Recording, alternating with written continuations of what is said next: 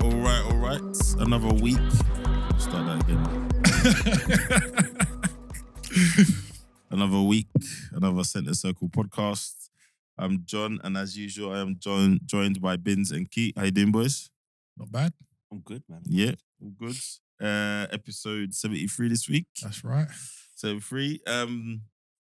Today we're gonna cover our usual Premiership roundup of games. So this weekend we've got Chelsea Forest, Aston Villa versus Man United, Brighton versus Spurs, Brentford Wolves, Arsenal Leicester, and City Fulham.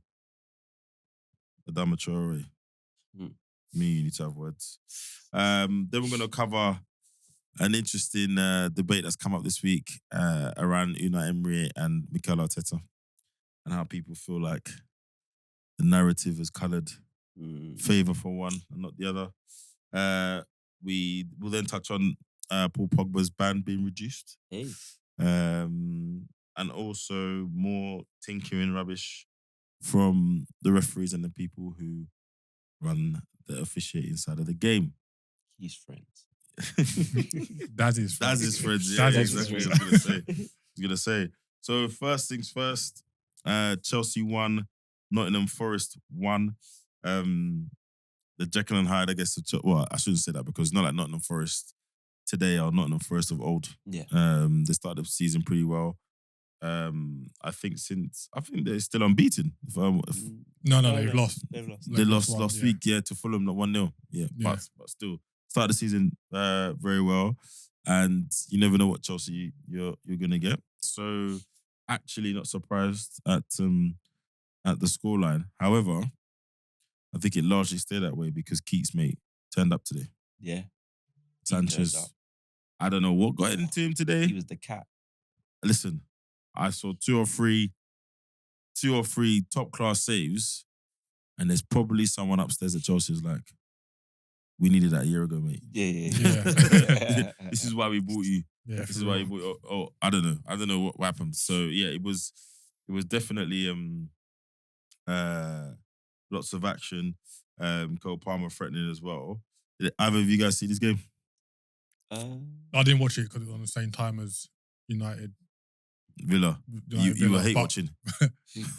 Hey, is it really hate watching Man United these days? It's just watching, isn't it? Like it's them. Listen, I'm It's Yeah. just watching. No, I'm Yeah. fully hate watching. So Yeah. I'm fully I feel hate watches when you don't expect them to lose, but you want them to lose. Like Yeah. with Man United, you expect them to lose. Well, no, I think it's because of the hate, actually. We just hate. But yeah, we'll come with them.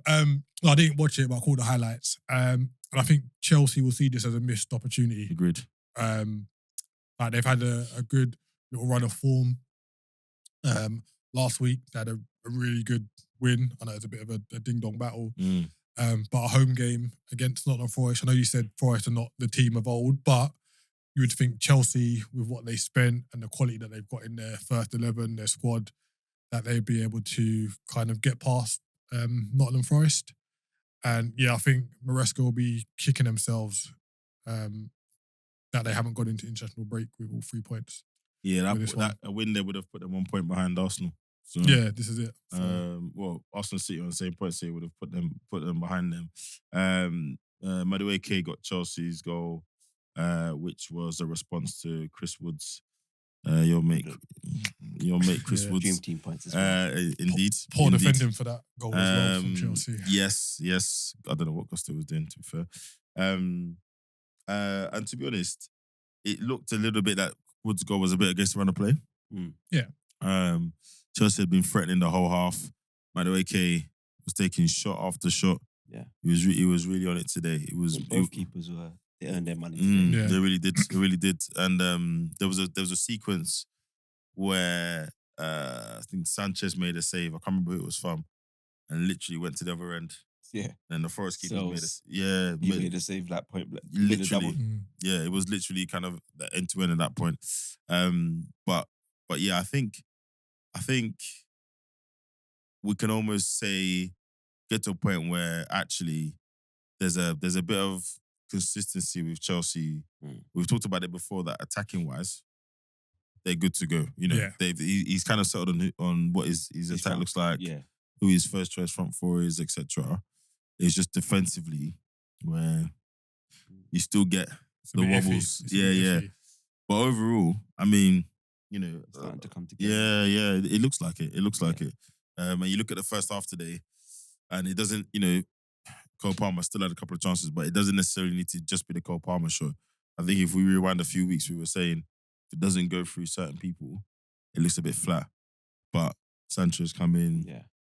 Jackson's always been a handful, if you ask me. Yeah. It was just his composure that was a problem. Yeah. Madueke's kicked on. And yeah, he was the one kind of threatening the most in the first half. But fair play to Forest. They held it together. They're much more organised now. And yeah, bit of bad defending. They took advantage of it, and it could have been more. They could have done a proper smash and grab. Yeah. No, I agree, and I think like I mentioned before, it's the back line. It's the back line. It's the centre back pairing. It's the full back. That's what's gonna let them down. But Because you're not having Colwell, are you? No. He's not having. I think he's okay. But if you had to pick two centre backs out of the whole squad, he wouldn't be one of your two. No, he'd be backup. Yeah. I think I'd be looking for two new centre backs. Wait, hold on. At Chelsea. So even though all the centre backs they got, I don't think none of them are good enough. whoa. So you're not having Disassi? No. I knew that already. Who else is there? No. Chalaba's gone. Fofana. Fofana. I think the injuries is. Yeah. I think with their centre backs, especially Colwell and Fofana, they're going off reputation. Colwell had that really good season at Brighton. And like we said, he played left back a lot last year. A bit weird. Fofana had a fairly decent run at Leicester, but then got the move, got injured, and hasn't really kind of hit the heights since he's come back from the injury. Where's the issue? Doesn't really matter. Like, Ooh. I don't think he. I thought I was. That's his new Dan Burns. No, I don't think. Like I said, I don't think the bar. Like none of those centre backs would challenge Arsenal, Liverpool, Man City. Yeah, but that's not the bar, is it? Well, it is. So to speak, like you got to think, like if you're not working cohesively as a unit, like we spoke about Newcastle last week, saying they haven't really got many superstars, but they generally work really well. If you're not performing as a unit, then is there any one player to stand out and be like, right, I'm doing a job out of the three? You could say Cucurella's doing that at left back, but in the centre back pairing, you would say no, none of their centre backs are standing My only out. challenge to that is you're talking about Arsenal centre back pairing today. They didn't start there.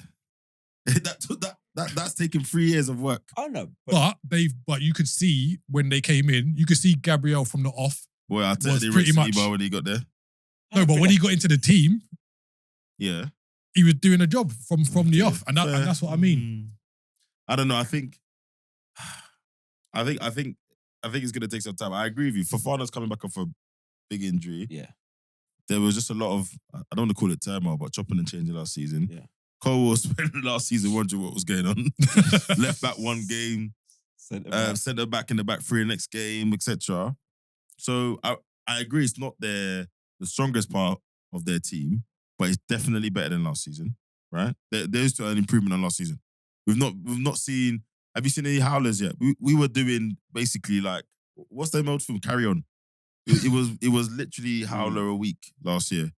We've not had that yet. We've had normal defensive nonsense. Like today, Gusta was out of position for Woods' goal when the balls come over. Cucurella, actually, I've not really had any. Yeah, so it's just normal stuff now. Yeah, it's fixable. So, but it's just like, and they can't be that bad. They're fourth. Come on now, we've had teams that are fourth, and it's just been the attacks taking them there or whatever, etc. Like not being funny. Arsenal's finished fifth in the past, and it was the front line that kept us in fifth. But the back line, in terms of their defensive shape, individual ability. Okay, so outside of Liverpool, City, and Arsenal, give me another team that you think's done well defensively. Who's got a good? Whose defense is better than Chelsea's? Newcastle. Brighton. Interesting. Brighton. Yeah. Didn't Brighton lay in 2 goals at home today?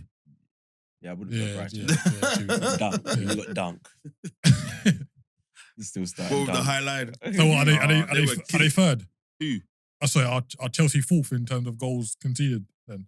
I'm just asking questions. You know, because I'll have a look. this is what happens. This is what happens, isn't it? No, but we're just going on based on what we see, innit? Mm-hmm. This is what happens because, yeah. Newcastle have got a better defence. Nottingham Forest have got a better defence. Man United the same. Man United. I've got the same as Chelsea.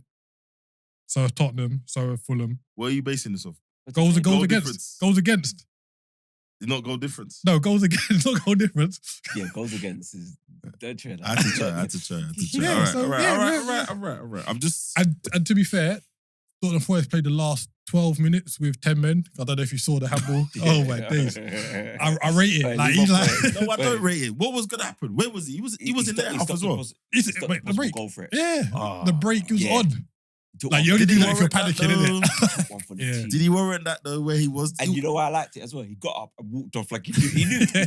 No, you know what? He didn't try to do that. Oh, you know when they try to say they're injured? Oh, he pulled me back, ref. He's like, it was so blatant as well. I messed up. I was surprised the ref gave him a yellow. Like, that should have been a straight red. But it's only a straight red if you stop a goal, innit? The handball. That was hilarious. I'm going. All right, see you later. He just walked. He said, I'm off. Yeah. But yeah, so, and for me personally, fantastic, because I don't have any Chelsea players in my FPL team. So I was a bit worried that they were going to do another madness. Jackson. So I think you're on the bench. Who? Madueke? Sancho. You had someone else on the bench? No, it's only Madueke. Oh, okay. Yeah. Okay. Interesting. Yeah. And another reason why I think Chelsea might be a bit upset for not winning, they got Liverpool next game. So they could potentially be 7 points off rather than that's 5 points off. Fixture. For both teams, it's going to be a bit of a marker. Why? How? Because for Liverpool, is to kind of ascertain where they are as a title contending team. Yeah. How does playing Chelsea? No, because Chelsea are up, but Chelsea had a good little flow, and Chelsea's trying to see where they are at. Have you watched Liverpool play recently, bruv? No, I'm not disputing that. But Chelsea are in problems. Yeah, even though it's at home, I think if we get that win over Chelsea, I think it's a good. It's a good. It's a bit considering we've got you the game after that. If we beat Chelsea, I think going in, it would give us. The only thing I would say possibly is, even then, I don't think Liverpool's defense is what it once was. Yeah. I mean, Simicas is starting games.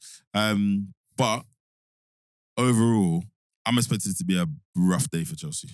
No, but I disagree, because you're talking about Chelsea being. Remember, you selected them for top 4, and they're moving the benchmark. They're saying, all right, we're putting in a level of performance now that's getting to show that we can. But I think the gap between the top 3 and everyone else is. No, but that's what I'm saying. It's a good marker, because one is for Liverpool to put them to bed. Yeah. But 2 is for Chelsea to show, no, we're here to fight.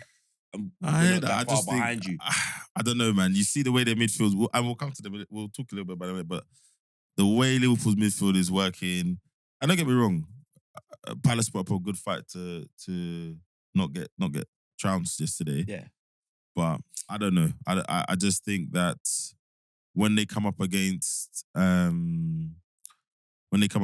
teams organized across and technically the whole pitch. Yeah. So they're organized, to your point, they're consistent with what they're trying to do, and they got the players that will take chances and execute things.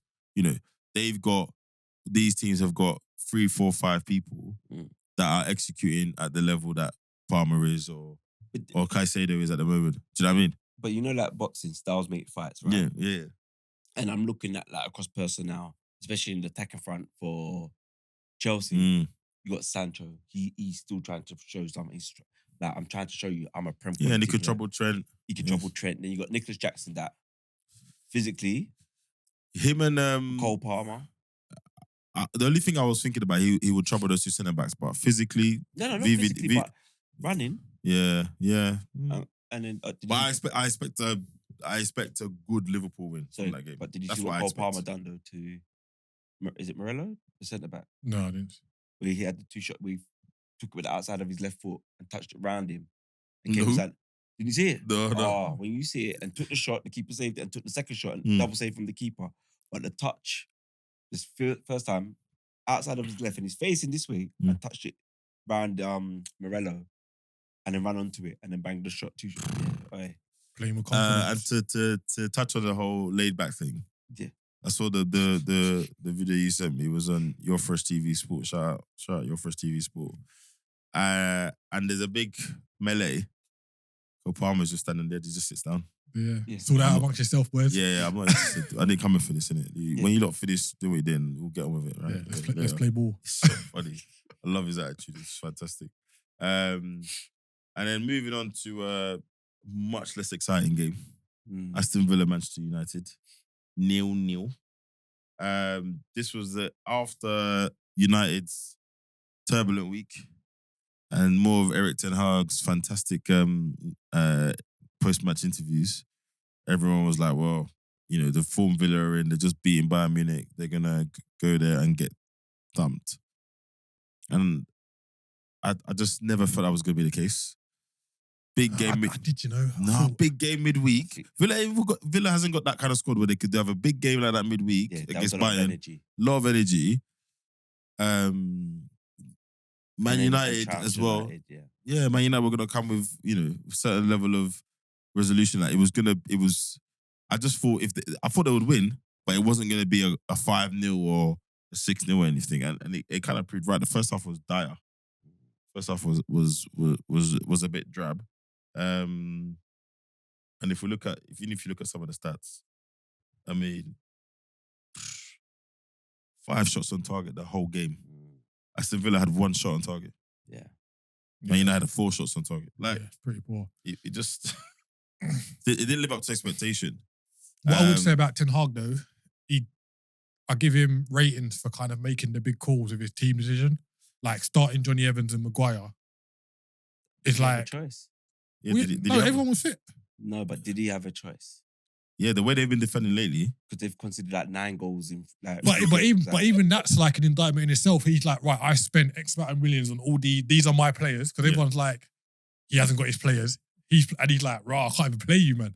Yeah, that's what I said. Did he have a choice? But I'm saying that's a still big enough, because a lot of managers would just back them, innit? Like, you're my players. Eriksen. Let me get you back into the team, etc. And he's like, nah, he you dropped man. Ahmad, started Garnacho. Yeah, you man ain't on job, kind of thing. Right. Ahmad didn't even get on the pitch. Ugarte didn't get on the pitch. Yeah, Ugarte didn't start. Like, Martinez didn't get on the pitch. And because then when the 2 centre backs got injured, when Maguire got injured, I thought maybe and the right back. Yep, but De Ligt came on, Lindelof came on. Xerxes started off the bench. Yeah. Oh, he was terrible when he came on. Really? Techie Xerxes. 9.5. It's like he just didn't know what to do with the ball. Like, it was like, in the whole, the game weren't great. Like, I think players that we kind of looked to like excite, like Rodgers didn't have a good game. He was quite wasteful. Watkins had a few pot shots. Barkley wasn't at his best today. He started, wasn't at his best. What's his name came on? Duran came on, and then everyone's kind of looking for the excitement. Like, when he picked up the ball at the halfway line, the crowd were like, shoot! But again, he couldn't really get into it. Bruno, like we've spoken about Bruno in terms of Man United, I think all his stats were 0 today. Like, yeah, he was rubbish. He was that bad. Rashford had a bright start, but then faded. Should have been sent off. Like, we'll cover that a little bit later. It just looks like these look like 2 teams kind of passing each other in it. Like, Man United are on the way down, Villa on the way up. I know it was 0-0, but you should kind of see the different trajectory of the 2 teams. Because I think it's a sign of maturity for Villa, right? To play European football, that level of emotions, and then to get a 0-0 at least, like the bare minimum. Yeah, it shows growth in the team. But like you said, John, I think squad size is a bit of an issue, and also just that kind of maturity around dealing with 2 fixtures a week. Yeah, and the size of the game as well, bro. Yeah. Like, for some of those players, I don't want to say a lot, but for some of those players, that would have been the biggest club game of their career. Yeah, easy, definitely. Easy. Conte got injured today as well. He came off. Oh yes, like he did. 10 minutes or something like that. Yeah, not good. Not good. So look, is the writing on the wall for Ten Hag, or is it just the saga continues, man? Because again, this was billed, and I love when these things happen. This, there's a meeting on Tuesday. Apparently, I think all the Man United executives, etc. That meeting's probably been in the calendar for how long? But because of what's been going on, It's just everyone started talking about it. Yeah. Obviously Ineos were at the game today. Apparently, is it right on the wall, or look, they're not going to fire him because they just gave him a new contract. It costs a lot of money to fire him, which may or may not align with what they want to do for FFP. Blah blah blah. Is this going to roll on, or actually, do you guys think, yeah, we could get to November and he's no longer Manchester United manager? I think the writing could be on the wall. Mm. And the reason being is the team selection today. And as if I'm looking at who I've signed all those players, and they're all on the bench. Like, that's a big. I'll give you the money. You said we've put an infrastructure in place to support you, and you've had all of them on the bench. Like, where's Anthony? That's a lot of money, and you're not going to recoup that money. And I think it also depends on who they speak to in the senior squad members and what their feedback is. I think Anthony's been a worse signing than Pepe for Arsenal. Yeah. Oh, 100%. 100%. And you got something back from Pepe. And he scored. He scored double figures a couple of seasons. Yeah. And you can see glimpses with Pepe. It's like there's a player there, innit? Yeah. You can't. He's see at that Villarreal now. Yeah. I think it's on the wall as well. Did you see what he said midweek, Sir Jim? So I think he had an interview with the BBC. Yeah, and he said it's not up to me. Like he washed his hands off it. He's like, if he gets fired, it's not me, bruv. Like it's one of them ones. The executive team there, and it's their job to make those decisions. Blah blah blah blah. Yeah, but he did seem happy, and you look at and the reason why I asked that is to say, well, look, Brentford next. Yeah, Brentford next after international break. Then Fenerbahce away, Jose. West Ham away. Lopetegui, they got a decent result yesterday. Then it's Leicester at home, and then Chelsea at home. And I could just, again, with the amount you spend, the kind of squad you've got, you look at those fixtures and say, expecting you to get a decent result out of all of those. But the way they're playing right now, yeah, I'm with you. They could easily lose the Brentford and Fenerbahce game. Easy. And no one would be surprised. Unless they can get a draw against him. Yeah. Yeah. And West Ham just goes either way. Yeah. So you could get to, those run of games take you to the 30th of October, right? Yeah. So we could get to 30th of October, and he's dug himself such a hole. They're like, look, man, you got to go. Yeah. But we've thought this before, and then 6 months and a new contract later, he's still about. Yeah, but you look at the stat today, this is their worst start ever to a Premier League season, isn't it? And he held the record for their previous worst start to a Premier League season. So he's broken the record twice in his tenure. Yeah. Mad. So... And then he did a press conference this week, and he said, it's still early in the season. We have time. And I just thought... Bro, he could be the best spin doctor for any politician. You see what he said today? What? He's like, it was not the best result, but we still got 4 clean sheets out of our games. So there's something to work on. It's like he can find the positive in anything, and like no, I look at he's kicking on. I'm like, I just wonder what strand of the multiverse are you in? He's mad. Yeah. Anyway, but he's not lying, but he's not lying, and he's speaking facts, but they're not the things. They're devoid of context. Yeah, exactly. and reality. Anyway, moving on. To a much more exciting game. Brighton versus Spurs. Woo. This ended 3-2 to Brighton. Some people are still wondering how. Spurs got up to a fast start. Brendan Johnson scoring for his 6th game in a row. Yeah. Nice little move as well. Yeah. I think it was Madison to Solanke to Johnson. Decent finish as well. Near post finish. A little bit like Palmer's last week, but probably it was within the width of the goal, to be fair. Yeah. And it was inside the box. But it's good to see him kind of finding a bit of form and maybe showing what they thought that he could do. Yeah, definitely. Right? Then Maddison adds another one. Even the keeper should have done better with his effort. Should have saved it. Yeah. Crazy. So 37 minutes, you're tuning up away. Controlling the game. Boom. Then, Destiny Doggy. just loses all of his eye to foot coordination and swings wildly at the ball in front of the keeper. Second half. And then maintains his composure, sticks that away. And then Rutter, who seems to be in good form at the moment, makes it 2-2. Hold on. What's going on here? Yeah, good feet for his goal as well. Yep. And to be fair, Danny Welbeck missed a sitter early on. Yeah. Yes, he should have made it 1-1. Yeah. Matoma. Because Brighton was on top of them for that 10-minute period. Shout out Matoma today. Like I said, back to that 22, 23, 4. He was on job today. He was moving with a little bit of, when the player's got a bit of confidence. Yeah. Because even for that Danny Welbeck chance, the way he received it and just outside of the foot whipped it in, I was like, oh, you're back here. Okay. Yeah, outside of the boot part, like little Trevor. Yeah. And then Danny Welbeck makes it 3-2. Header at the what was this? 66th minute. Yeah. And then that was it. Locked up shop. Yeah. I mean, it's not looking good, And it's not looking good, mate. It's not looking good. Is it just, it's easy, typical Spurs, they bottled it? Or actually, is it one of those games where, Brighton came a bit to life to the home team and showed a bit more quality?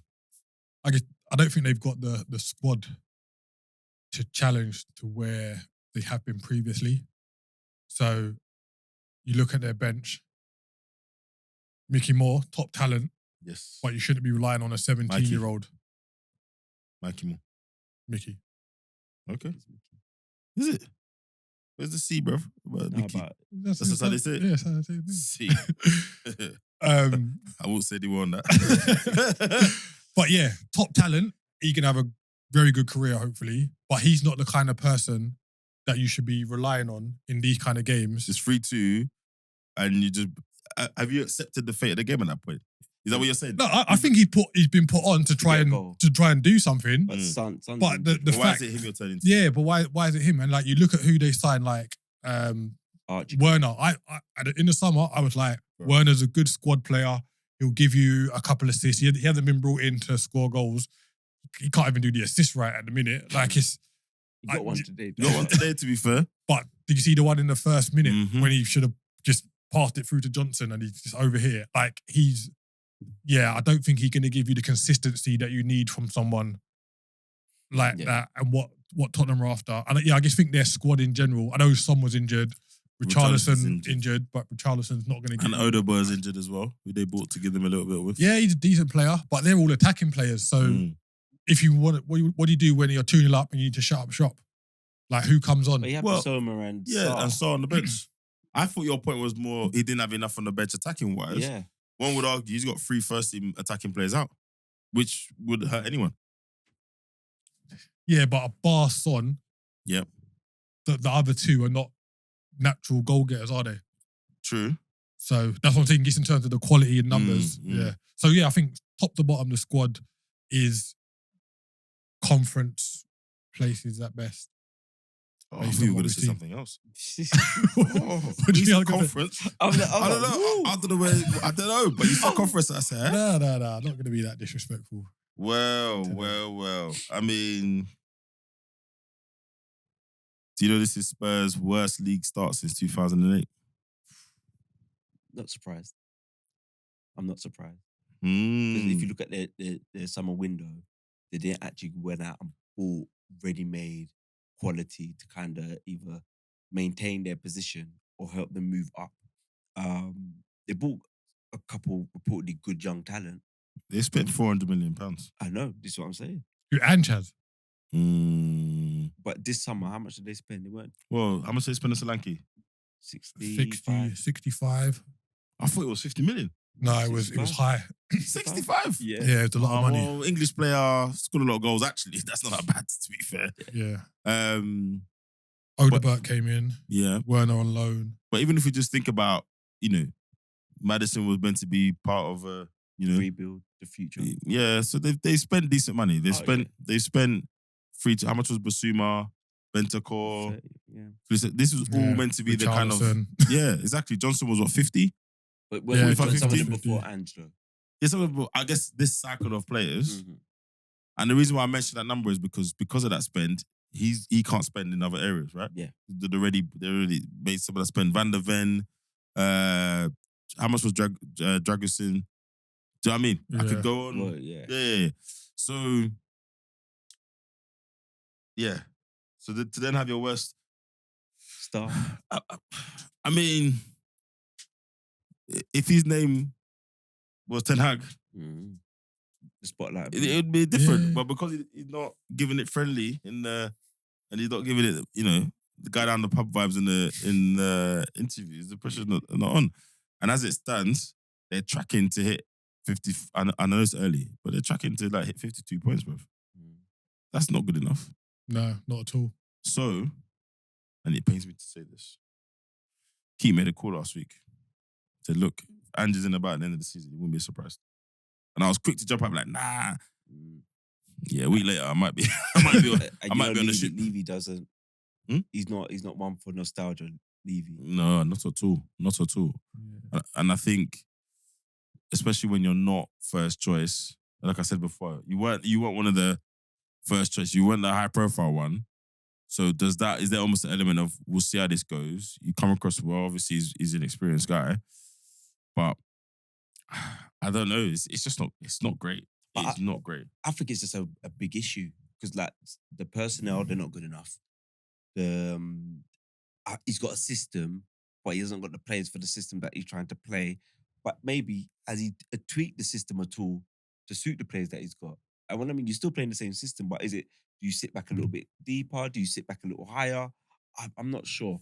But remember last year he was playing Basuma and Sarr with Maddison in the middle, and even though they were still playing that high line, they looked a little bit more organised with the kind of two defensive players. Where now, well, we don't call it double pivot anymore. Is that gone? Double pivot. I mean, that one came. No, because I know in football we love to. Yeah, I know. Things come into fashion. I'm just saying the two defensive players. I'm just checking. I'm not. I can't keep up. I've not had double pivot in a while. Where now you've got kind of Basuma and still quite an attacking player with kind of like Kulusevski and Maddison in there. And then you've got Werner, Johnson, who else is it? Kind of, Solanke. Tricked us all at Red Bull, bruv. Tricked us all. So, big up Brighton, man. Like, Hertzler, he started off really well, man. Yeah, you can't...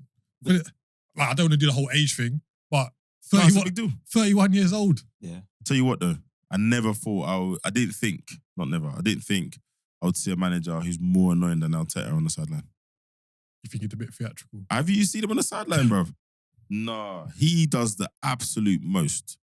He got a couple yellows, didn't it? Yeah. So last season, I read a stat somewhere, he got 6 or 7 yellows or something last season. Yeah, he had a couple. That's a lot for a manager. Yeah. He's been sent off already this season.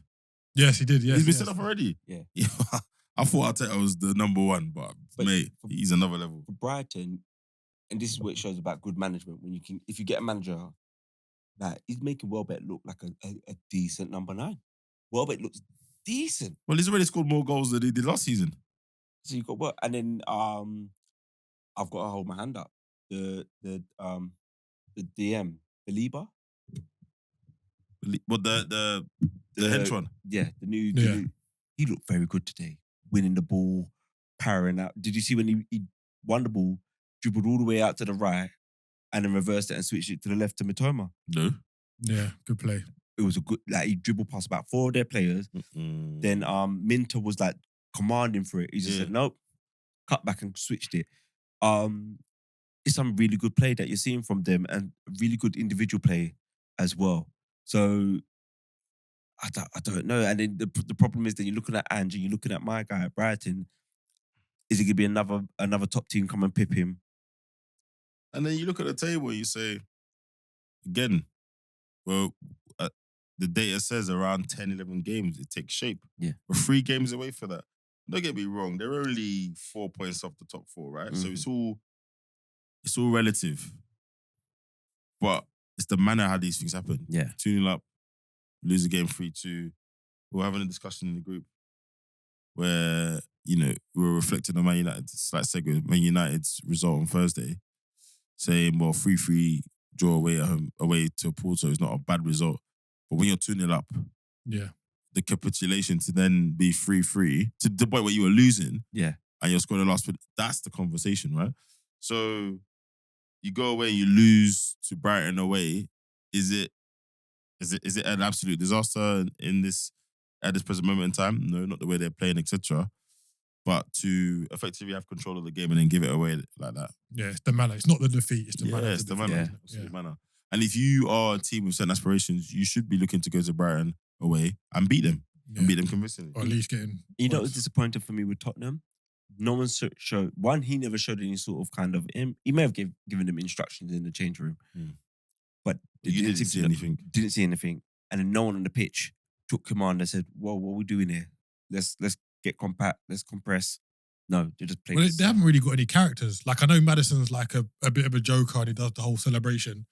But if you look at their team, like, who's the guy that you'd be like, right, he's gonna I thought it was G meant up to the be others? Romero. Was it? I don't rate him. Don't get me wrong, but I thought it was meant. Yeah, I don't think they've got that kind of. Romero looks like someone who, again, I don't know him, but he looks like someone who's a bit more reactionary rather than that's just be. So you see, like, I don't know, you've got the characters who are like that about everything. Yeah. Right? Whether it's, like you say, getting people to do their jobs or whatever. Yeah. Then you get people who are just easily wound up. They react to stuff. Yeah. Romero seems to be the latter. Yeah. You know what I mean? Yeah. That's Like, the no one was first a bit shot. of needle in there. Well, I'd say. their last captain was a goalkeeper, no? Was Lloris. Yeah. Yeah, before Kane, yeah. So yeah, anyway, my old friend of mine is a Tottenham fan, will be joining us on this pod very soon. Gonna be interested. And shout out to my Greek data analyst for the Tottenham stats. He's an Arsenal fan, so he had them to hand. Anyway, moving on to definitely a way more exciting game, but terrible from a quality point of view, if you ask me. Brentford versus Wolves. Wow.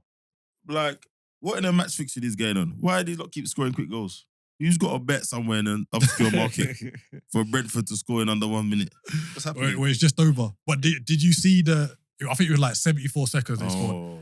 Did you see the first 74 seconds? It was vintage League One. Bruv, it was just up in the air, ping pong. Like, there was no quality until like 5 seconds before the goal, when the ball actually went on the pitch, on the floor. The pitch quality wasn't so good. I would have thought I was watching like an old 70s game or something. Oh yeah, 100%. It was just mental. 100%. It was mental. I think it's just one of these odd quirks. They're not going to do it again. But yeah, 28 minutes in, 5 goals. What's going on? What in the defending is going on? Brentford score, of course, just over 1 minute. Yeah. Cunha equalises in the 4th minute. Then we have some relative stability. And then Buemo scores a penalty in the 20th minute. He's really good at penalties. Yeah. Lamina again. He's got in a row. swag, hasn't he? He's got the swag for the pen. Yeah, the socks roll down and he just steps up. And yeah, he's having a good season. I took him on my team. I'm steaming. Then Larson equalises again, 26th minute. And then Norgard scores 28th minute. So 3-2. Defending was not great. And I saw a clip of... I always forget their manager's name. It's so bad. And his name's not even difficult. Brentford's manager. Frank. Thomas Frank, that's it. See, it's not even a difficult name. And he said, look, done well. We've let him 3 goals at home, lads. You know, we've won the game, you've scored 5 goals, but you've let him 3 goals at home. Yeah. Like, we're going to have to talk about that. And then yeah, header back post. I mean, he could have made a cup of tea back there. Pinnock scores to make it 4-2. So you're going at half time and it's 4-2. Yeah, wow. Mad. Absolute madness. And then there isn't a goal until the 90th minute and the 93rd minute. Yeah. Wow. It's crazy. Guy's doing okay down there. Carvalho. Yeah. Yeah, he's doing all right. Yeah, he's a good player, man. He just, didn't work out. Is he on loan? No. No. Fair play to him. Fair play to him. I mean, the real talking point from this game, Brentford are going to Brentford, right? They're going to have ups, they're going to have downs, but they're a Prem team now, right? Wolves.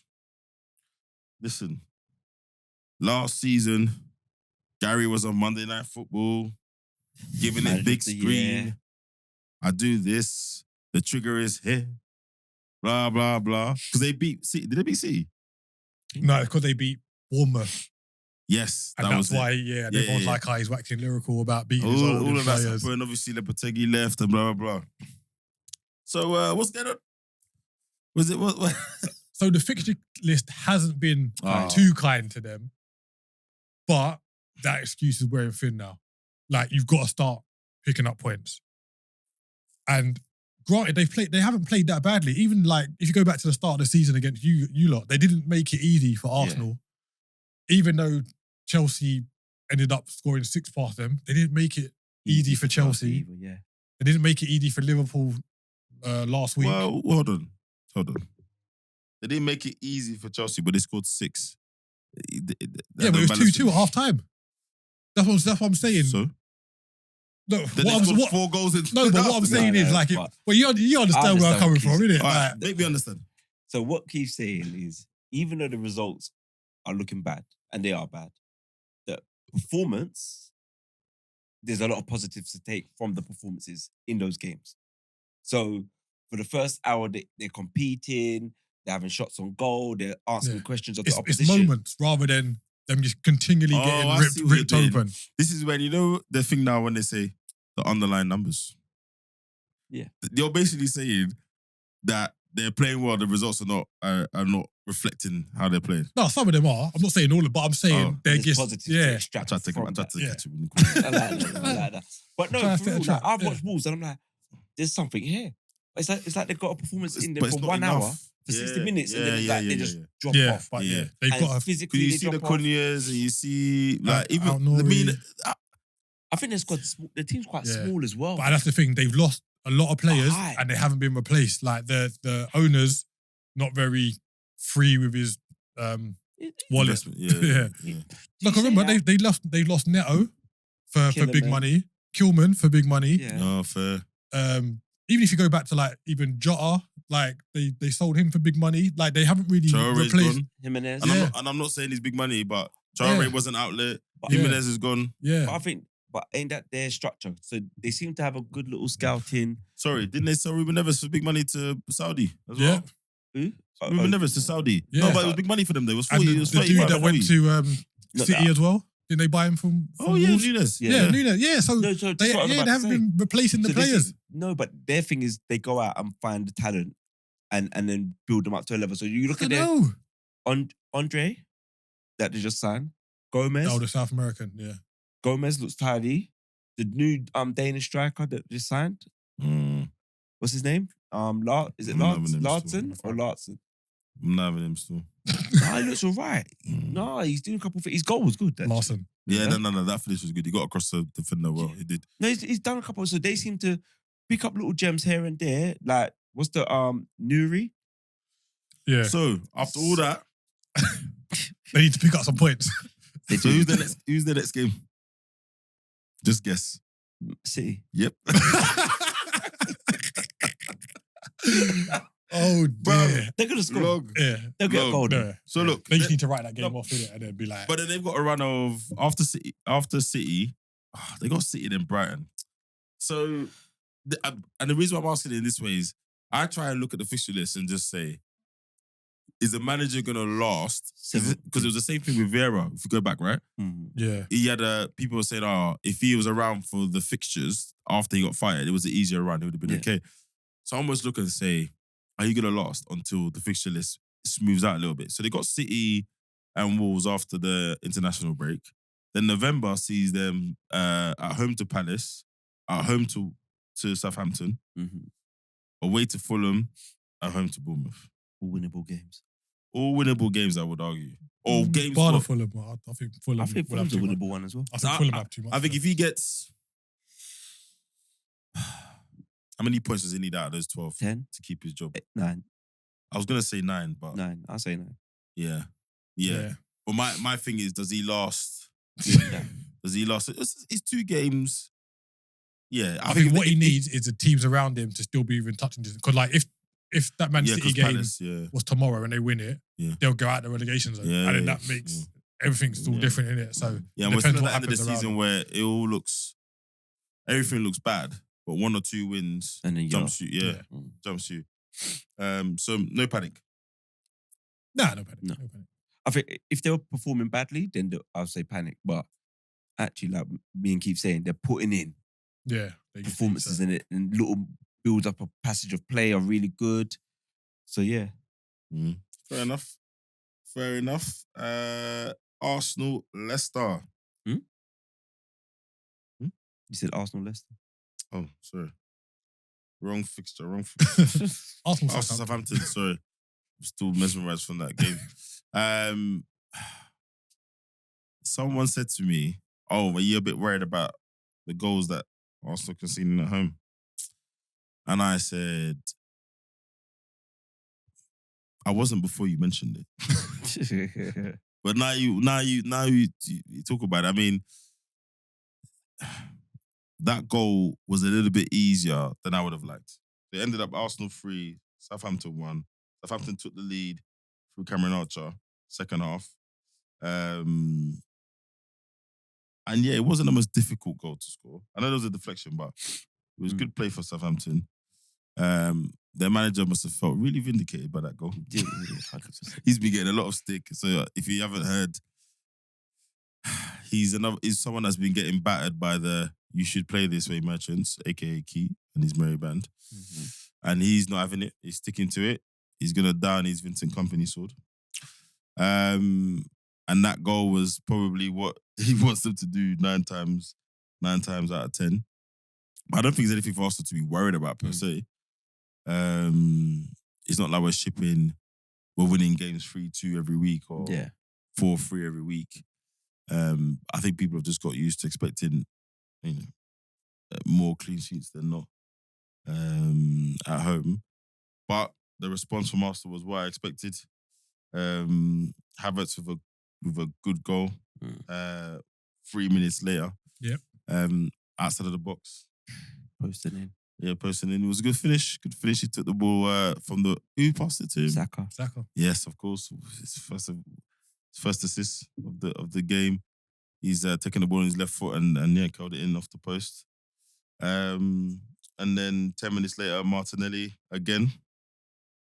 He's coming alive, isn't he? Yeah. He's coming alive. He's doing well. I just want to touch on the pass from Saka. So when I initially watched it, I thought he was aiming for Moreno, who was in the middle. And it obviously ended up at the back post with Martinelli. Yeah. So I might have made a little tweet saying, I thought that was happening. And a couple of Arsenal fans replied and said, no, that's a done thing, like it's something he's done regularly. I was like, you sure? Show me. And they did. So I was like, I'm going to hold my hands up and say... You should have probably waited for Martinelli's post-match interview where he says, we practiced that in training. Oh, yeah. Well, I missed that. Yeah, clearly. Yeah. No, but if that is something that you guys are working on and Saka's doing, like, fair play. It's a great ball and it catches the opposition unawares. Like, it's a really good... And we spoke about his corners last week, having to be consistent with it, getting that ball at the back post and the player making the run. Yeah, fair play. Well, and I think it's, people... It's funny, the irony that every time anyone in the front line who's not a striker starts to play well, they get compared to Saka. Yeah. And what people don't realise is the fact that Saka is your baseline actually proves how good he is. Yeah, the stature of him as a player.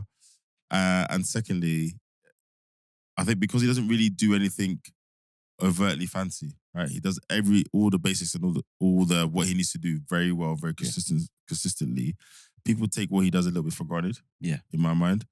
But his superpower, what makes him elite is he makes the right decisions, and then he executes his decisions at a high level, very consistently. Yeah, that's it.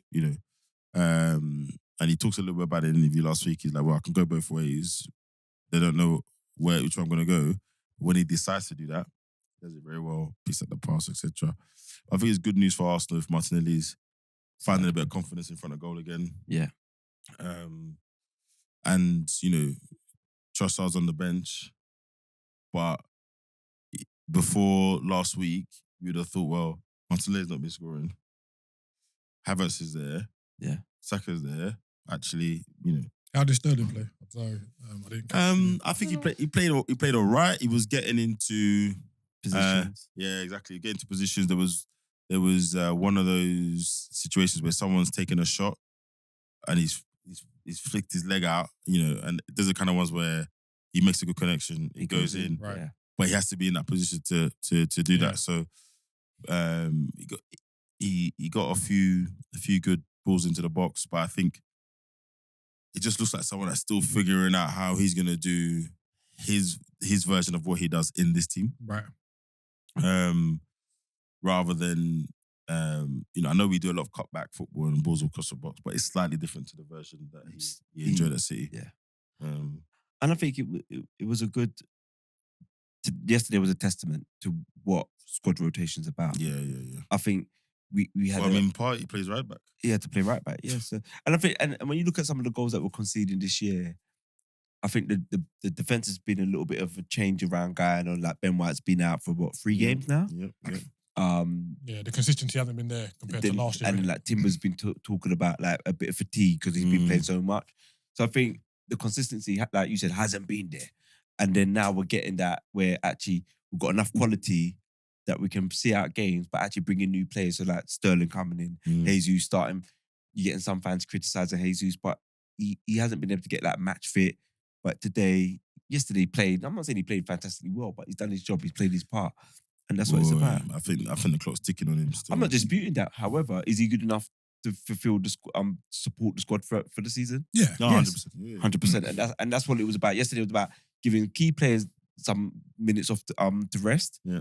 And bringing, like, obviously we would like Saka to come off a bit earlier, but I think it also helps that Calafiori's kind of hit the ground running a little bit as well. Yeah. And maybe that's the difference why now we're getting some goals from Martinelli because Calafiori is the way he plays the left back role is very different to Zinchenko. He doesn't occupy the same spaces as much, and he's prepared to go on the outside as well. So and it was good because Tomiyasu was back, so he played some minutes as well. Marino comes on, so squad wise, it's looking pretty good. Trossard comes on 60th minute.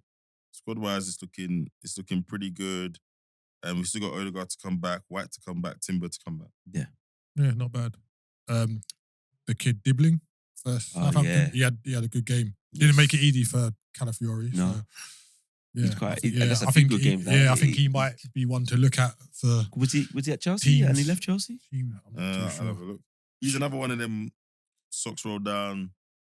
As soon as I see that, I think you better play well, innit? Well, you better play a certain way. Yeah, I'm expecting you to play a certain way. Yeah, because like can't be rolling shin pads. You can't be rolling with your socks like that, and you're not about it.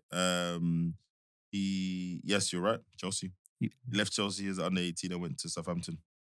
Yeah. So I mean, Southampton.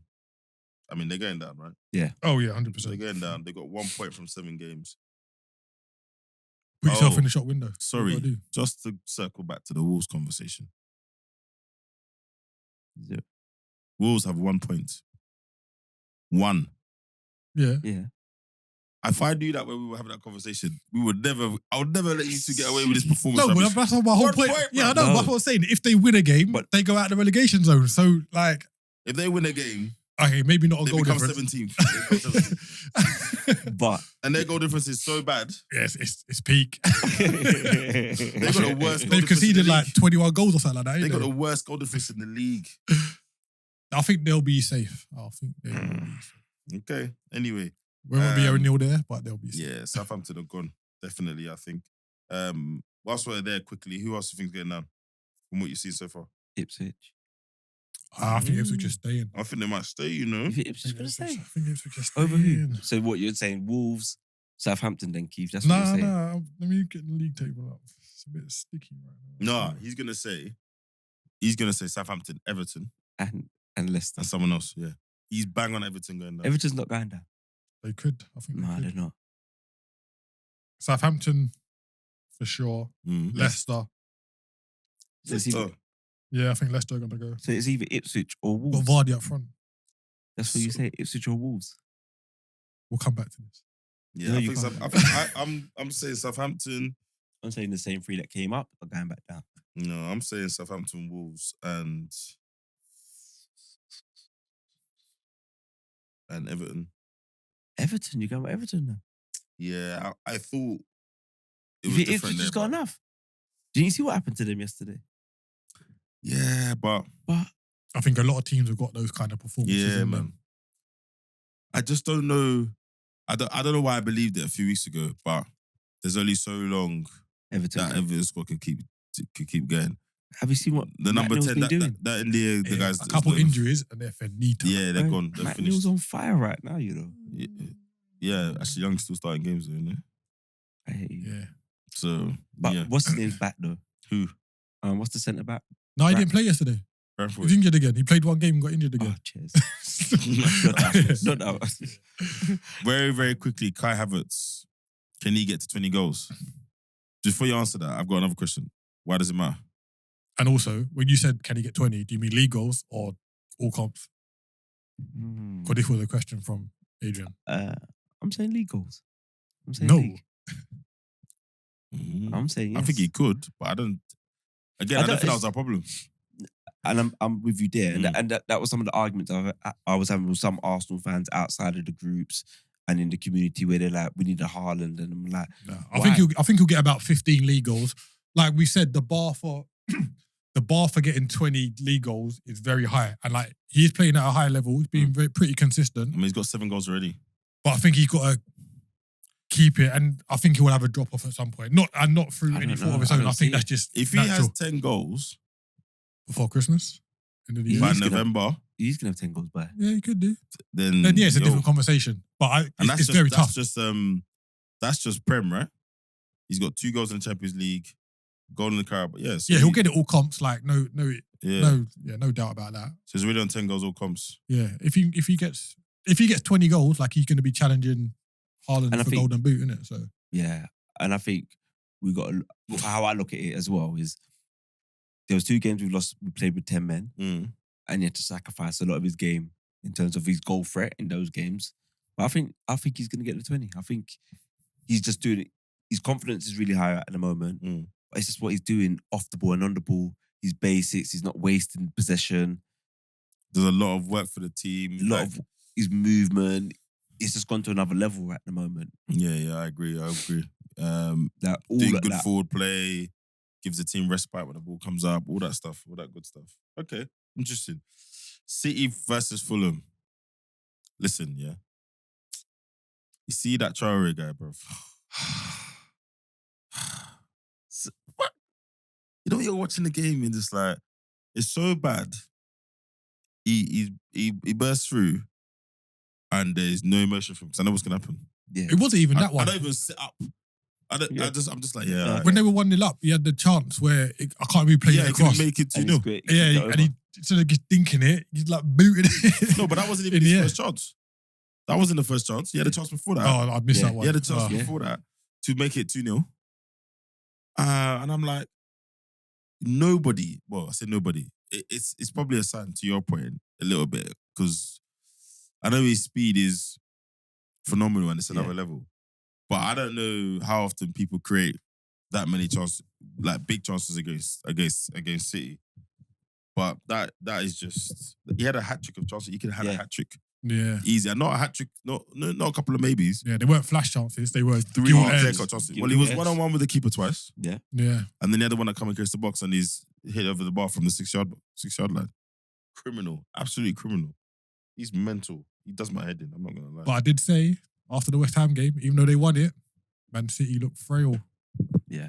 And you two got at me. You were like, Well, they won 3-1, mate. So. If you look at the game, sorry, 3-2. They won 3-2. You look at the game, they were very frail yesterday, and we've noticed this. Like I don't even remember Man City's last clean sheet in the league. They've been conceding a lot of goals. Okay, I'll give you that. But and I think, if they get go back to the Arsenal game, a team that when it was 11v11, they was flapping. You were the better team. Even you know what I mean, and I think. Fulham created 5 big chances. Yeah. For you XG merchants out there, the XG was 2.4 and City's was 1.5. Yeah. So. But yeah, I think teams are going to start sticking it on City now. Man City, 20 shots, Fulham 11. 7 shots on target to Fulham's 4. So, well, that's largely Traore's fault, to be fair. I hear you, it just... They get it done. Yeah. They do. But they're looking less likely to get it done as time is going on. Is it less likely or just more susceptible? More laboured. It's more laboured. Yeah, because I think the problem is they were doing it in a way, and with such a gap, going to places like you say, clean sheets 2-0, 3-0. Yeah. Even when the game's difficult, no matter win it 1-0, etc. So maybe they're just, by their standards, they're just a bit more of a normal team, but they will still win and they still get the numbers. So they'll have an odd 3-2 here or there, or odd 3-1, but they'll still power through. And Kevin De Bruyne still has to come back. And Phil Foden was ill for the first 2 or 3 weeks of the season, so he's still working his way back. The list goes on. Savinho will bed in and maybe get a bit better. Doku will play more. His goal. Jeez. Yeah. Nonsense. But I think there's signs of the transition that we spoke about as well. Yeah. Like Rico Lewis, like he struggled physically against. He's a baller, but he struggled physically against them. So there's just little signs where you're saying, but the quality is just that high that, like you're saying, John, they're just gonna see out games, see them out, get the win. Whether it's 2-1, 3-2, 3-1, they're gonna do that. But did you see the Jimenez assist? Well, I was just about to say. Yeah. Oh, Liberty. Again, when the guy's in confidence, because he's been scoring recently, etc. Yeah, cold. I just was like, fudge it, I'm just gonna try it. Boom. Well, I need to get the ball team somehow. Yeah, this is how it's gonna go. And prepare finished it off. He's quietly building himself a decent Prem reputation as well. Pereira. Yeah. Left man new, etc. I wouldn't be surprised if he moves to a club that tier above Fulham, or even if he went back to Europe. It'd be interesting to see how Fulham do. Like Silva's slowly building a decent team down there. It needs a bit polishing, like Traore, etc. He just needs to just allow it, bruv. But Traore's been in the game how long? It's not happening. He's not all of a sudden gonna start gaining composure. He's not gonna get. But he's got his attributes in it that serves you well. He needs someone else, bruv. Yeah, but I take your point. You can't even on the bench, remember Barca took him for on loan. Remember? Oh yeah, that was random. He started at Barca, didn't he? He started Barca, and then he went back there about 2 years ago. Where he played a few games, but again. But I think if you can get like who's the Arsenal guy that went there, Reece Nelson. Yeah, get him up to speed. Smith Rowe was on the bench. Carney, Muniz came on and scored. So they've got a Wilson's on the bench. So we're not talking. They're not going to make top 4, but we've talked about other teams who maybe can't rotate as much as they would like or have as many options. This is probably a squad that allows them to be comfortably top half, and can they get into Europa Conference? And can they be a cup team? Well, they should have been, but they lost to Preston in the League Cup on penalties. But then you've got the FA Cup then, haven't you? Yeah. That's a good shout. That is a good shot. Almost prioritize it. Almost. Yeah, defo. And try and get a deep run in that competition. And then just to run through the rest of the results over the weekend, Crystal Palace lost 1-0 at home to Liverpool. Mr. Nketiah unlucky. Thought he had his set pace, but VAR told him nope. Just offside. Mateta started on the bench in that one, which was interesting, cool.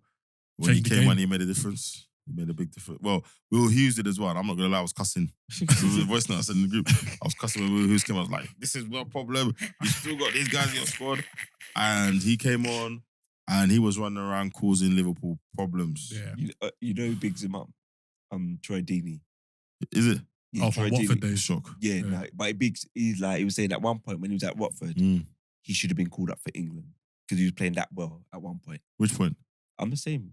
He needs to tell us which point that was. I can't remember, but when he was at Watford, he was saying Will Hughes was playing really well. He should have had a little exposure with England.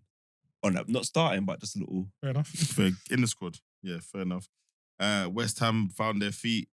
Your boy scored 2 assists as well. Yep. Winning 4-1 at home against Ipswich Town. Antonio with the first minute goal. How many is that for the season? Then the lap again. Good finish. Good finish. But it's all right. That guy is. Put him in my dream team. Yeah, I unfortunately didn't. All right, man. City just churned out these players, man. It's just ridiculous. It's mad. It's ridiculous. Kudus, just before half time, making it 2-1, and then Bowen and Paquetá. I don't understand what's going on with his case. Every time I see him play, I'm like, hold on, I'm not friend of what's going on? Bringing it to 4-1. So I guess the Bowen set him up.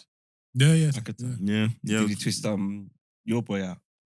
My boy. Phillips did it. I think Bowen took it. Nah, That was for his goal. Phillips was at fault for the first goal. Yep. Yeah, And he was at fault for Bowen's goal. Oh, was he? Yeah. He just So walked past it was 1-on-1, and he's he's jockeying. Yeah. But Bowen literally takes a step to the left and wrong foot Phillips. Just Falls keeps over. going, He's gone to the shop. Yeah, it's funny for the first goal. Like he lost the ball in the middle of the park. Yeah. And then he's trying to jockey. And he's pointing to his defender saying, "Oh, go mark the runner." But he forgot about the guy who had the ball. And the person who had the ball just passed it past him. I was like, "Come on, man." I feel sorry for the guy. You know? Nah, the collapse is mad. He can't do anything right. Yeah. It's crazy. You had to make the move to City, but then I think he should have gone after the first season, like staying there. But this is another loan, right? Yeah. Mental. Absolutely mental. Lopetegui would have silenced the hate mob for a little bit, right? For a win at home, pretty strong. But it is against Ipswich, people will say. Mm. So, again, he's another one. You look at his fixtures.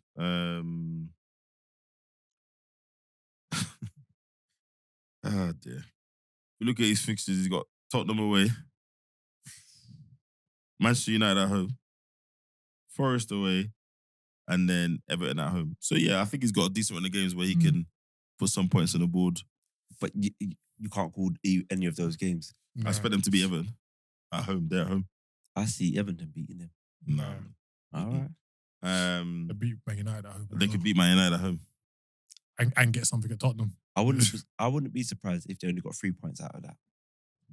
I agree, but I wouldn't be surprised, but I expect them to get at least 7 points out of that 12. I would say. I would expect that. And that will quieten that down for him for a bit, I think. Yeah. October is going to be a big month for few managers. It'll be a big month. Leicester City 1, Bournemouth 0. So their first win, I think, of the season. Yeah, good goal with the guy from Brighton. Who's on loan. Brendan Notte. Yeah, I thought I'd seen him before. Yeah, good finish. Yeah. He was not passing that for anybody. He's cutting. Yeah. Jamie Vardy's probably screaming, and he said, I need this goal. Brighton, this is for you. Yeah. I think Bournemouth might have expected at least a point there. Yeah, definitely. But, and then finally, Everton 0, Newcastle 0.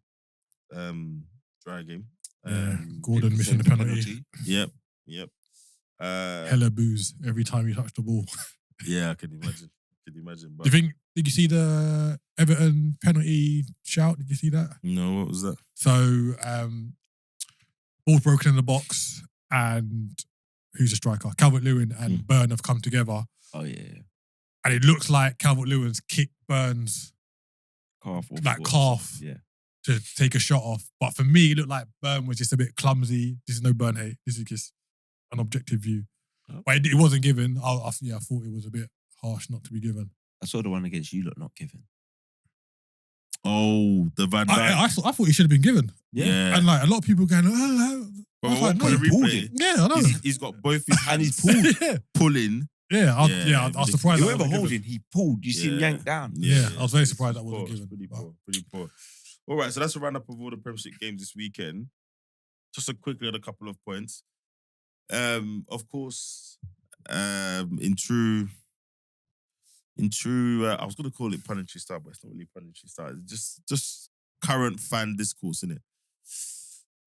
Emery's doing well. Yeah. The team wins against Bayern Munich. So the Emery versus Arteta thing comes up again. Because in people's minds, somehow, if Emery had been given more time, he may have taken Arsenal to where they wanted to get to quicker than Arteta. Because of the bigger difference he's made with Villa. You know, when he got them, I think they were 1 point above the relegation zone, Yeah. or just above the relegation zone. They qualified for the Champions League. They're beating Bayern Munich at home. And people say he's done it in relatively short time, but a lot less money. So now it now becomes a very black and white of who's the better manager. Who's, you know, Emery or Arteta. And then we got asked by a friend of ours who's Arsenal fan, who's the better manager as it stands today. And I said Emery. Mm. I said, Emery. I think that's just facts, right? I think Arteta will prove in the long term to be the most successful manager, possibly. But I don't see how you could look at it objectively and say today, a guy who's won the Europa League 3 times. 4. 4. Yeah. Won it with Villarreal. Yeah, sorry, 4 times.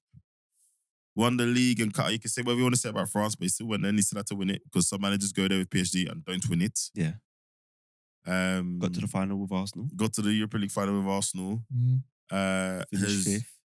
He finished 5th. Just taking Villa back to the Champions League. And granted, Arteta has won FA Cup. But I think Arteta still has to prove that we haven't seen the fruits of his labour yet, right? So the football's good, the team are back, etc. But until he starts winning the big prizes, as it stands right now, you'd have to argue Emery's pedigree is what it is. Yeah, no, I agree. I think, you know what the problem is? We get caught up with the Premier. Yeah, look. He's the elite, is the best of the best. And because Arteta's doing well in the Premier League, and even though he hasn't won anything, it makes him a great manager. But Emery's record just speaks for itself. He's won the conference 4 times. He's Europa got League, to, not conference. So Europa League 4 times. He's got to the FA Cup, the final with Arsenal. I think didn't he get to near the FA Cup final with Arsenal? Yeah. So his record speaks for himself. He knows how to get teams through big occasions and to the big moments. And I've said it many times. Arteta, there's a few times where other managers would have lost their job, man. Yeah. You know, Emery finished 5th in his last season. Arteta's come in, he's finished 8th twice. Then there's a lot of managers that after that they lose their job. Yeah. I can't bring you in to better the guy before, and you had kind of around the same tools as him. Now I do think the thing that people don't talk about as well is I think Arteta has been back to the much more different way than Emery was. Yeah. And we all know the famous thing about Pepe. He didn't want Pepe. You know, I think he wanted Zaha instead, or there were other options. But we know the management at that time had a vested interest in getting Pepe in under a different structure, at that price because they benefited from it, hence why he got fired. Raul, whatever his name is. So yeah, look, I'm an Arsenal fan. I'm super happy the way the team is playing. I'm super happy that we're now genuine title contenders every year. But everyone should not lose the sight of. He's been there 5 years. We've spent the money. We must be 600 million in now. Yeah. Easy. We spent the money. And whilst it's not easy to do it, this is what he's supposed to be doing. Yeah. Without trying to sound, I don't want to say ungrateful or blasé about it. It is fantastic what he's doing. How he's doing it is great. Been bought for. But this is what is supposed to be happening with the competition. If you're an Arsenal fan of a certain age, you're expecting to be in this position. No, not even that. Because I don't even believe in all that, we used to be this. Because that's what's killed Man United fans for 10 years. We were supposed to be this. But they don't remember the 20 years before Alex when they didn't win much. Nothing. Right? But it's more the investment that's been made, the responsibility you've been given, the time you've been given, the structure, you know. Yeah, fair. They talk about giving managers time. Fine. 5 years in, right? You've been backed in the market. That no one can say you haven't been backed in the market, and they continue to back. And we made more signings this summer. Like players are coming out of our ears. So if we fast forward 2 years, bro, and he's been at Arsenal 7 years, and he's only got that 1 FA Cup to show for it. If Emery picks up a little Carabao Cup or FA Cup or something in that time, the conversation null and void, isn't it? I'm just saying. And I think it was unfair on Emery because he came in after Arsene Wenger. Yeah. Yeah. And the squad was bad. Because if Arteta came in after Arsene Wenger, boy. And you know what the thing is? If Emery never managed Arsenal, we wouldn't be having this conversation. That's the annoying thing. Arsenal, the entirety of his managerial existence. It's like those 18 months make him a bad manager. Like, bro, no. And it was only 18 months as well. Like, this is what people got to realise. Yeah, So I don't know. But that's fan culture now, isn't it? Yeah. Everything is this or that, or we should, And it's just black and white. Yeah, or compare their times at Arsenal. Why? It's a question about managing the managerial career. Yeah. Now, don't get me wrong, and I said this at the time we were having the conversation. There's going to be opportunities for Arteta to maybe show that he is superior to Arteta. Yeah. To Emery, right? Winning the Premier League, getting to the Champions League final, possibly winning the Champions League. Because Emery got to the latter stages, but Emery was managing PSG when they capitulated to Barca that year, innit? Yeah. Ooks. So I'm not saying that he isn't of a high level, isn't gonna. But this is a game where your results have to say that. Yeah. Like, we can talk about all the stats and we scored the most goals. All that's great. But if it doesn't result in us winning the Premiership and or the Champions League, and I think, right, not the way the game is, but the standards are now, we've got to win the Champions League at some point as well. Yeah. But that's a conversation people don't want to have. Yeah. You've got to win it at some point. You have to. You have to. If he wins one Prem and one Champions League, I think that would be held in better regard than winning 2 or 3 Prems. Yeah. Oh yeah, definitely. Because you know how hard it is to win the Champions League. Like it's mental. It's mental. So yeah, let's just leave the rubbish comparisons, put them in the bin. On slightly, I'll say happier news. Mm-hmm. Paul Pogba will be back on our screens soon. It looks like. Yeah. Apparently March 2025, so you can train from January this year, and then back playing in March. There's a bit of indecision whether Juventus are gonna keep him on board. But I thought they'd already terminated his contract. No, they haven't. Interesting. Yeah, so I think that's a conversation that needs to be had. But yeah, glad he's back sooner than expected. I agree. I guess to Keith's point, the Court of Arbitration for Sport reduced his ban from 4 years to 18 months. I think what will probably happen, is because Thiago Motta's come in, he's kind of gone for kind of young, hungry players, etc. I'm not entirely sure how Pogba fits into what he's trying to do there. Quick Saudi. Yeah, I think maybe he trains with them. Trains with them, is around the ground and all of that. And then Al Hilal, mate. Yeah. I think there's still a player in there. Of course, I mean, like, I think Pogba was criminally underrated. Personally, I think all the narrative that was spun up at the time by the Suneses and the Gary Nevilles at that time, when you look at just the player, they would be crying out for him right now. What? You got Bruno running around like a Tasmanian devil, and Eriksen is one of your double pivot. They would kill for him now. So now, he's got what? You got Saudi, and then what? Possibly PSG return? Mate, yeah, you never know. You never know. Again, I don't know maybe if it's even Enrique's type of MLS. I think it's a Saudi or MLS thing. Inter Miami. And then again, like a lot of players who have Muslim faith, going in to live and work in Saudi, they're living in a society that they feel is for them and accepts them wholly, and they can live their life where they want to. So, I think he trains somewhere from there. And if he's hungry enough, in terms of, like, he's still fit, like, he's still training, blah, blah, blah. He's 32, you can get another 4 years. Good football out of him. Because we're seeing that now, aren't we? Yeah. It's not a 30, 31, unless you're injured. You know what? I was having this conversation with someone the other day, and they were like, 31's old. And I was like, 31 in football used to be old. Yeah, it's not anymore. I was like, if you're a dedicated pro now, and you're not at least looking to reach 34, 35, you're wasting your career. Yeah. With the sports science, everything, the money, etc. Well, I think for people with a certain level of ability, I think the people where their physical attributes propped up their career, they might be retiring. For all the sports science in the world, like gung-ho people. When you get to 31, 32, that's it. Wrap, Traore is not playing till he's 35, innit? But you're right. People with the skill level of Pogba, even someone like Vardy, as old as he is, he's not as fast as he used to be. But even this level of pace he's got, he can keep up with the best of them. With in the Premier League anyway. He was when he was in his prime, right? Mate. So yeah, I agree with you. I think if he really wants to have another crack at a tier 1, I don't know, could he find himself in a German team? Maybe. I think he can go anywhere. If he's physically fit, I think Pogba can go. You don't think his reputation's taking too much of a hit? No. I think if you're seeing him train day in, day out.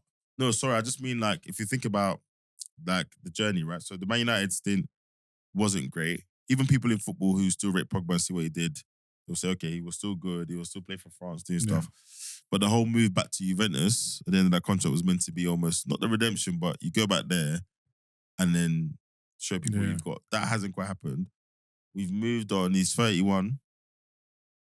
In that time, the game's focus is very much on young, hungry players. He won't be cheap either, but you'd expect that his salary expectations will reflect where he is. So I'm just thinking, if you think about some of the clubs you're talking about, if you're them, what route do you go down? For the last couple of years, I've been even PSG, right? Yeah. Vitinha, Emery, etc., etc. Where does Pogba fit in? Yeah. That's my only thing. That's the only question I think. Gambles. But like with those type of teams, like we look at the Italian teams, but Spanish teams, and German, they don't mind taking a player for a system or for that transition. Like it's only in England we kind of like we've seen Barca sign Emery Larson back in the like Emery Larson, who was at Celtic, but he served the purpose. Even they tried with Gundogan last season, didn't it? Like he's on the older side, but they tried to and he worked for them. That was success. That was success. But even you say you take the gamble, right now, Gravenberch is doing the job. You don't need him. Yeah. I didn't mean for Liverpool. I meant those clubs. No. I went to the gamble. I thought you were No. Not Liverpool. Yeah, fair. Yeah. But look, either way, good news. Yeah. The pitch is where you want to see him. So all good. International week. All good. And then lastly, we need to get Daz on the phone or something, bro. So we've seen this whole, referees and their bookings and second yellows have been the talk for a little while. And then in the last week, we've had the whole thing with Bruno getting sent off and then it getting overturned and then him getting 2 yellows. But apparently what they're saying now is, if you're going to get sent off for a second yellow, if you're already on a yellow, let me start at the right point. If you're already on a yellow, the level of offence that can get you a second yellow is now higher. Yeah. Which doesn't make any sense. It doesn't make none at all. None it's at just all. an accumulation. If you do 2 yellow card offences of the same level, you should be off. That's it. Yeah. What's all this high bar, low bar? What's all this? And I don't think they've explained it. I don't know. Like they haven't come out and said this is why we're doing it. But they never do. That's my point. They never do. I think the bar for yellows at the moment has been so low. Some of the yellows they've been giving, I'm like, really? Like, I'll give you an example. Leicester game, Arsenal versus Leicester, Calafiori and player from Brighton that they got on loan. Yeah. They had a little tussle. And it wasn't even like they're battling for the ball. And then he carded both of them, right? And then I think Calafiori just used a bit more force and got an unfair advantage. Not massive, but small. Wasn't intentional trying to foul him, but just battling for the ball. He got a yellow. It was a foul, but I don't think it was a worthy of a yellow. And then he had that pull out where he pulled out just in time, and they were saying, that should have been the second yellow. But I think the bar for the yellows are so low at the moment. Then you're putting yourselves in that situation where, to get the second yellow is higher. So who was the game the other day? Was it Bournemouth Chelsea? The guy was just flashing out yellows. Yeah, broke the record. Yeah. Some of the yellows he was just giving them out for. I'm like, are you for real? But even going back to today's game, Rashford got a yellow. First one was a little bit soft. Second one, game was in Villa United. Yeah, Villa United. Sorry. Second one, he blatantly kicked out at a player who skipped past him, and the referees called Bruno over and been like, one more, and he's off. But then Ten Hag's been like, nah, he's getting subbed. Yeah, cool. Because he knows what could happen. And it's not fair. Yeah, and it's like it's like you're giving people grace when they don't necessarily deserve it. So, I don't care what anyone says. There's definitely an element of who the offender is. Yeah. When And it's occurred. When it's occurred and being the ref that makes that decision against that player. Yeah, 100%. Because even the penalty shout yesterday for Palace, so the whole Van Dijk incident, again, are you the one that's going to make that kind of, not dubious, but it's not a clear cut. He didn't clap anyone. He didn't come in two-footed, make that call against Liverpool and Van Dijk. So there are definitely instances where it just feels like it's about how brave the referee is. Yeah. How willing they are to make the call. And as much as we make fun of them, but that's where people like Mark Clattenburg, etc., his ego and stuff was strong enough and he didn't care. He would make those calls. He would talk to players a certain way. And I think that's the underlying issue. And then I've talked about this before, so I don't want to labour it, but the whole PGMOL, and they brought what's his name back, Howard Webb, etc. And I thought, actually, this might be different, but no, it's nothing. They don't explain anything. Now they're tweeting the rationale of decisions on social media whilst they're happening. Bro, I'd rather you just spend the time and just sort out the standard of referee and the consistency. Let it speak for itself. Yeah, let that speak for itself. Yeah. Telling us the poor rationale to a poor decision in real time doesn't change anything.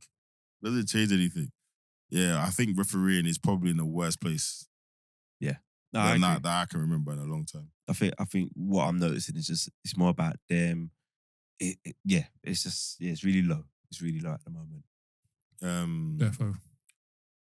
And I think actually it's making VAR seem worse than it actually is. I actually think we've got bigger problems than VAR. It's the refereeing, the consistency, and there's no real accountability on making it better. Referees don't have the level of accountability that they should have. Yeah, and even going back to last week's game with Tottenham and Man United, Bruno got the straight red, and then it was rescinded 2 days later. Yeah, because it's like, why did VAR uphold it? Like VAR should there and then VAR should have been like, because everyone can see he slipped. It was a foul. Yes. Could it have been a yellow? Maybe. But the problem for VAR is in that situation isn't whether it's a red or not. It's back to this whole bar rubbish. Is it a big enough mistake for me to overturn him? Rubbish. Did he make a mistake or not? Yes. How big or not the mistake was? Yeah. Just make it binary. He made a mistake. He slipped. You made a mistake. He slipped. That's not a red. Done. Yeah. And that's it. And everyone's like, oh, this works. And that's what I'm saying. If you work in the VAR, you must be thinking, for goodness sake, like, what are we doing? Yeah. What are we doing? So it is. And it's going to get worse before it gets better. There's more games, need more referees, all this stuff. Crazy. Anyway. International week this week. You're boring. Boring. Get these points up. So we'll be back next week with a roundup of the international games. And have a little preview. We've got a little striker. Yes. Section as well next week. Yes. We're gonna. He is gonna show his age basically. But yes, we'll see you next week. Peace. Cheers.